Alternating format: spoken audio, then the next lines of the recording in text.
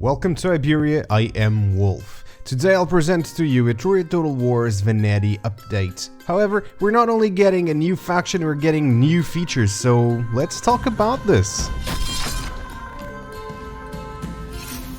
A little over 2 months after Etruria Total War released, it counts with around 1600 subscribers and 174 favorites. And for this, I want to thank each and every one of those for downloading the mod and trying it out. It's great to know that so many of you are still enjoying both Rome 2 and my mod. With that out of the way, let's discuss what's new in the Veneti update.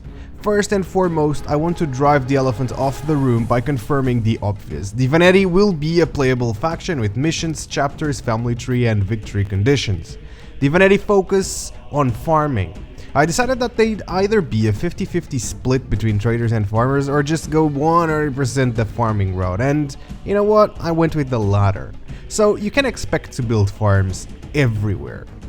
While we're on it, the Veneti have gained a new farm building that essentially gives farming income and unlocks some of the new Veneti units. There are 7 total new units for the Veneti: the Spear Retainers, the Axe Retainers, the War Chief Retinue, Veneti Hoplites, Venetic Axemen, Riders of Epona, and finally the Warrior Farmers. These last ones are not available in custom battles. But it is a special unit, and it comes as part of the new civilian units feature introduced in Etruria Total War. The Veneti update adds farmers into the game. Farmers produce food and increase farming income while in own territory, and they are quite weak in a melee. However, the warrior farmers are battle-hardened men who work in the fields but wage war as a part-time. Thus, they're actually decent mid-game infantry while doing the same job as the regular farmers on the campaign map. It is also important to note that the effects of farmers are increased for the Veneti faction.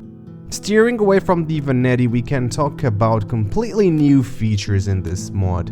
First, we have a lot of new resources that the player can produce in any of their towns. These might be required by other buildings, and I find that these requirements make trade agreements more important than ever.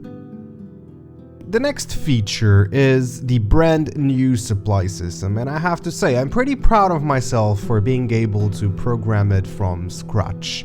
So this is a completely new supply system, and I think it is not too invasive for the players, and they are quite vanilla friendly, even though you do need to pay attention to it from time to time. Essentially, the player will see their armies increase in food and upkeep cost as they get further and further away from their own territory.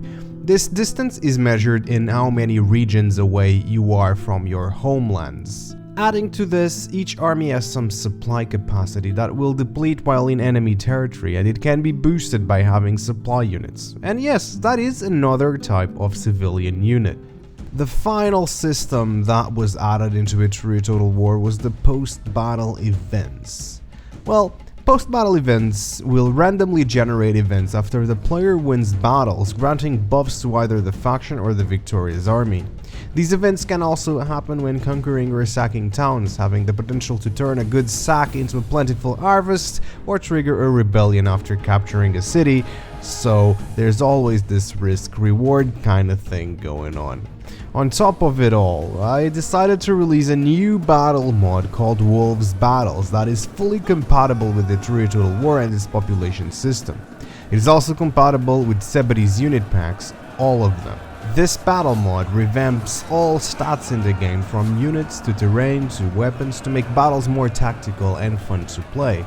It also doubles the unit sizes, making battles naturally a little bit slower, but not too much as to where it becomes boring. So I hope you guys give this one a try and play it with Etruria Total War. So with all of the new updates out of the way, what does the future hold for Etruria Total War? Well, in the immediate future, I plan to analyze and see if any compatibility fixes with the Parabellum packs is possible. This compatibility patch has been requested by multiple people, and I think it would be great to have, but I can't really make promises here. A bit further down the road, the goal is to add the Samnites into the Grand Campaign and redo the Italian political situation in a way that is more historically accurate. For example, the Veneti actually having okay relations with Rome, because currently and on this version of the mod, the Veneti will start at war with Rome for, quite the challenge, but this will not be the case in the future, and I need to stress that out. On this Samnium update, there will also be improvements to the post-battle events and supply systems, mostly adding more events to both of them.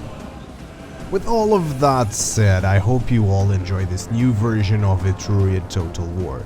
The link is in the description below together with Wolves Battles, the battle mod, and my recommended mod list, which is the mod list I use to play my own mod. I'll leave a link to the teaser for the Veneti update in the comments below, and don't forget to subscribe for future updates. I've been Wolf, stay wonderful.